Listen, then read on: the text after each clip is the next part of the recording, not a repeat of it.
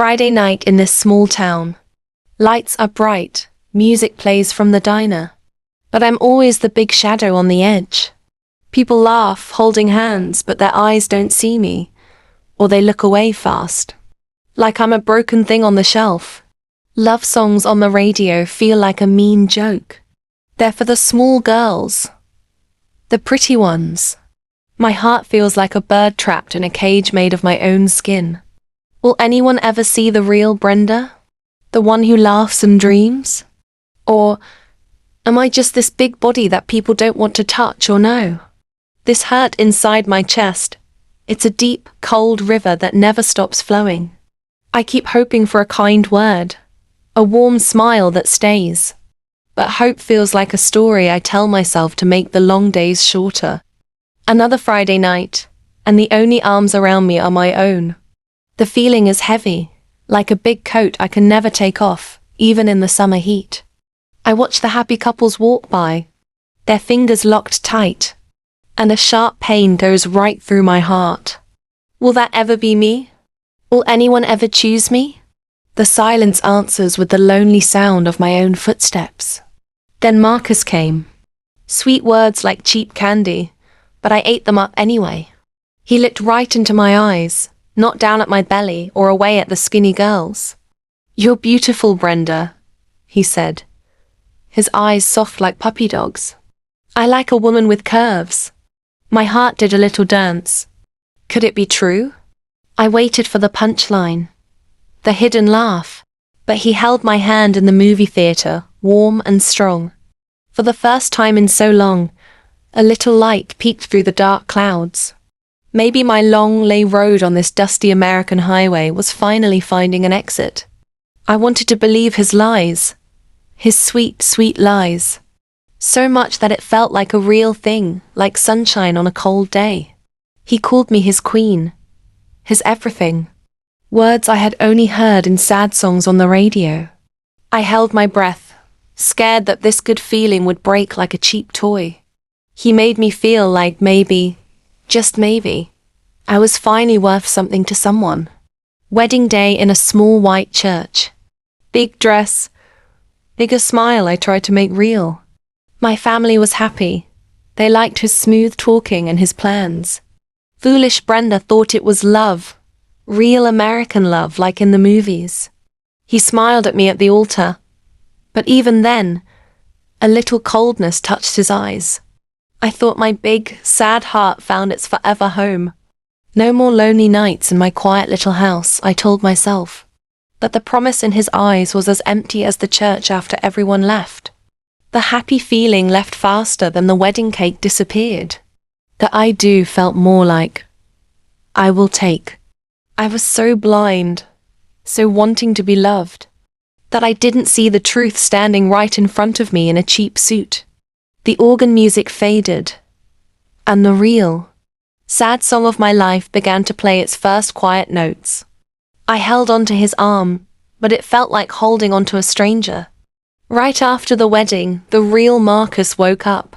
His eyes were hard, always asking about my grandma's money. Not how's your day, honey? Not did you sleep okay? Just, the money, when do we get it all? My heart sank faster than a stone in the lake. The ring on my finger felt like a cold, hard jail.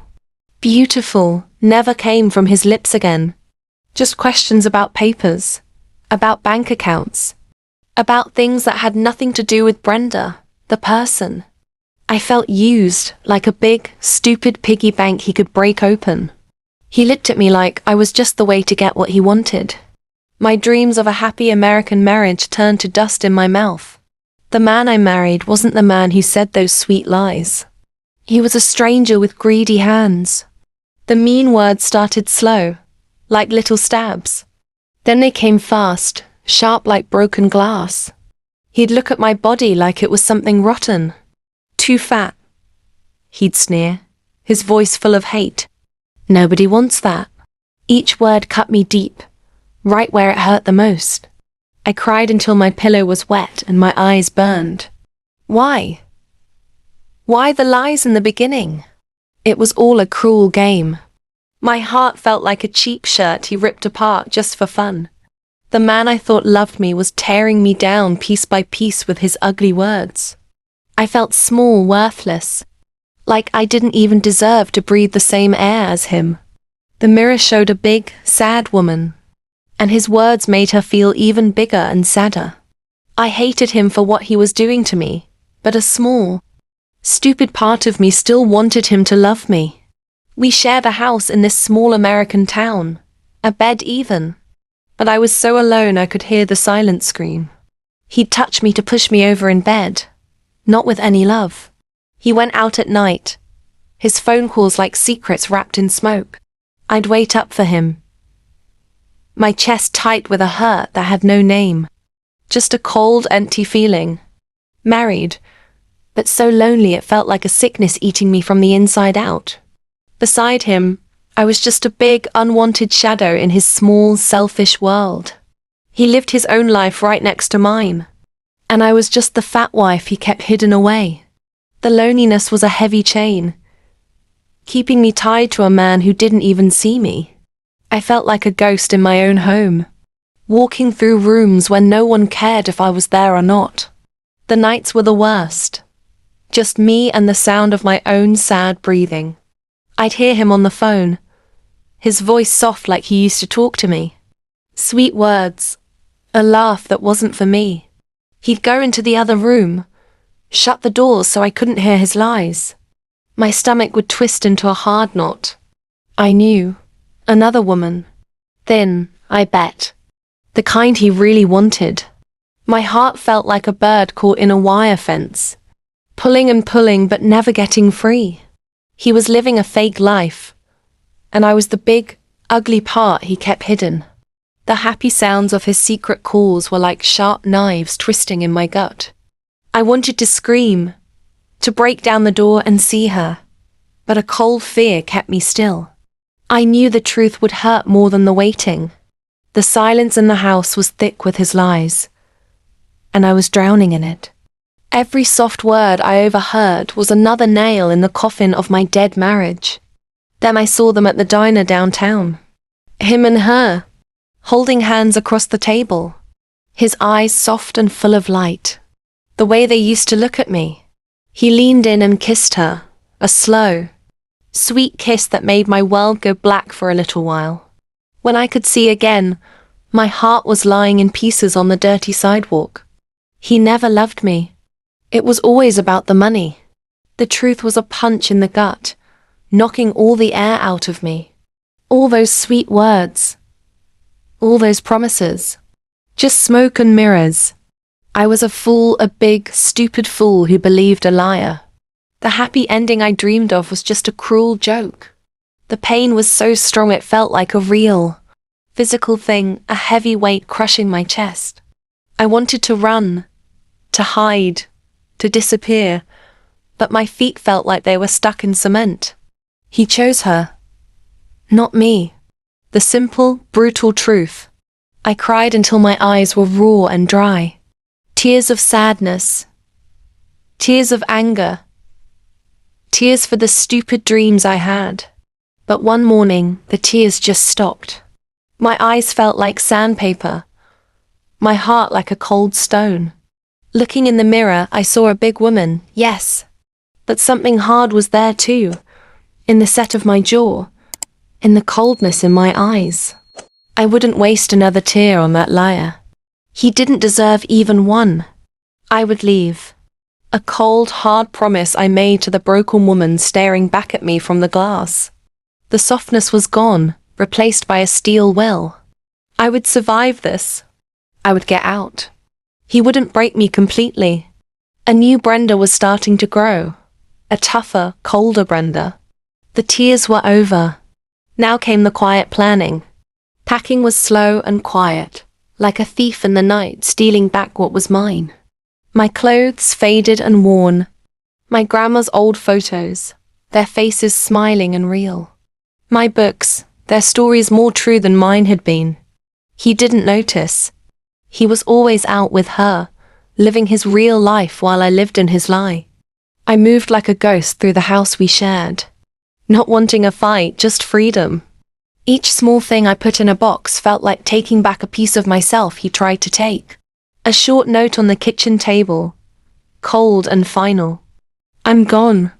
Goodbye, Marcus. Walking out that front door, the cheap wedding ring felt heavy on my finger.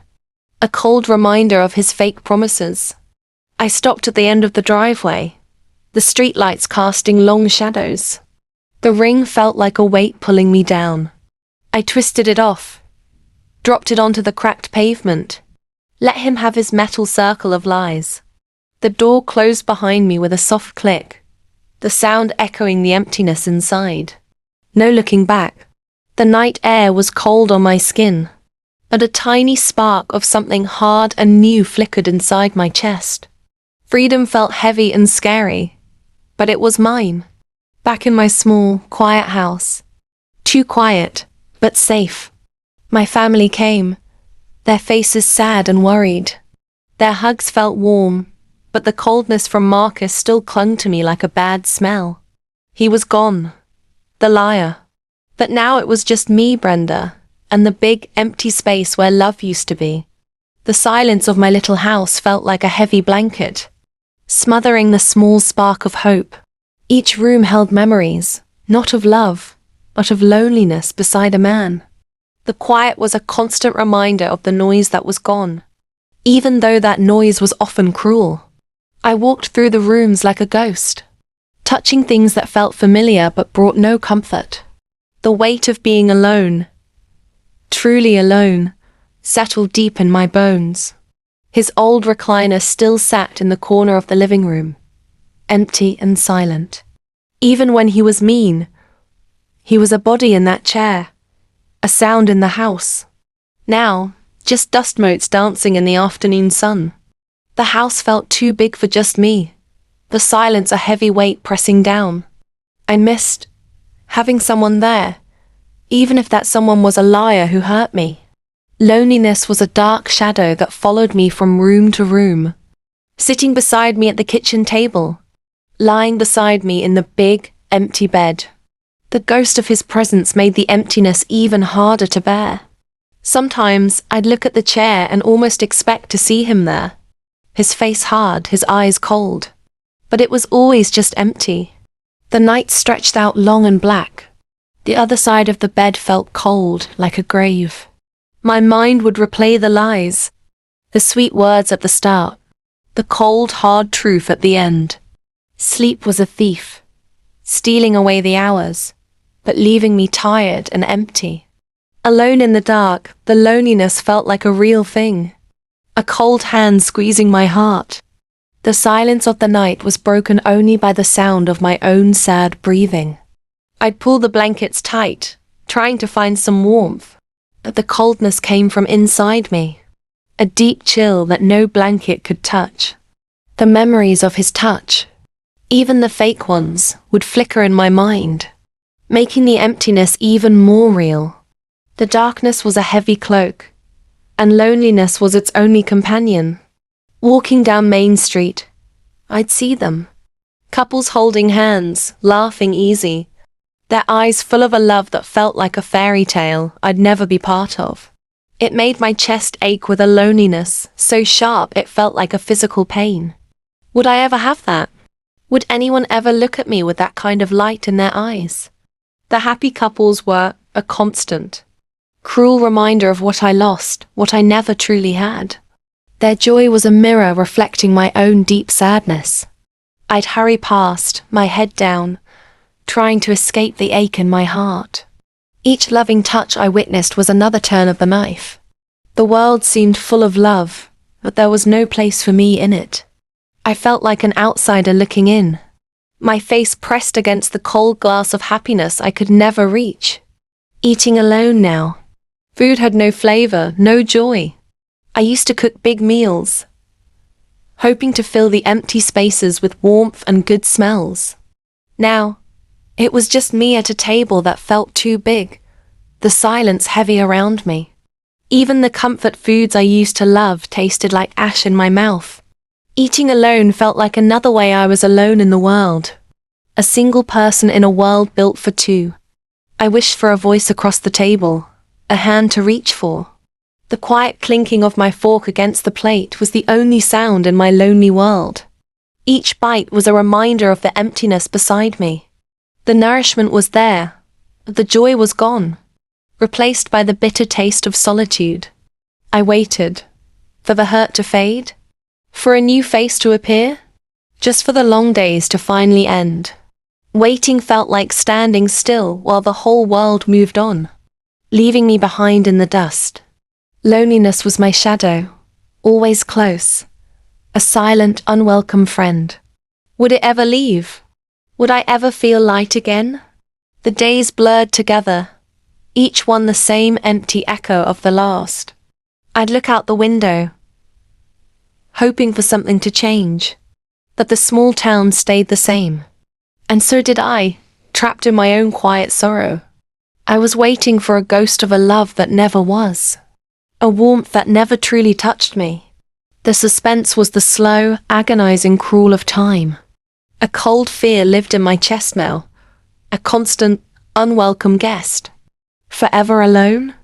Not meant for a loving touch. The bad voice from Marcus, the one that echoed the world's cruelty, would whisper in the dark corners of my mind, "No one wants you, Brenda." The fear was a hard, cold stone heavy in my gut, a constant reminder of my perceived unworthiness. It wrapped around me like a tight, suffocating blanket, stealing the air from my lungs and the hope from my heart. The thought of a future filled with only this, aching loneliness was a heavy weight to carry. I tried to push it away, but it always came back, a dark shadow clinging to my heels. The fear of being unlovable felt like a deep, permanent scar. One sunny morning at the hardware store, a kind man with a gentle smile talked to me about paint colors. His eyes stayed on mine, warm and friendly. My heart did a tiny, hopeful flutter, a small crack of light in the long darkness. Maybe not all men were like Marcus. Maybe there was still kindness in the world for someone like me.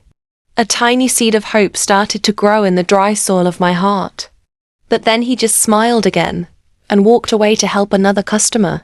Was it just being nice? Or a sign? The small crack of light threatened to close as quickly as it opened, leaving the familiar darkness behind. The suspense was the fragile hope, the question of whether this small kindness could grow into something more, or if it would just fade away like a dream. Back in my quiet house, the silence felt heavier than before. The man from the store was nice, but he was gone. The bed was cold, the rooms empty. I was still alone, the big hurt a constant ache in my chest. I waited. I hoped for a change, for a kind hand to reach for mine, for a voice to fill the silence. But the waiting felt like a long, dark road with no end in sight. Would love ever find this big, hurt heart? Or was this just my story now? Alone in the quiet, carrying the weight of a love that turned to ashes. The suspense. Thank you for listening to my story. I hope this helps you to learn English better. Like, subscribe and share your thoughts about this story at the comments section below.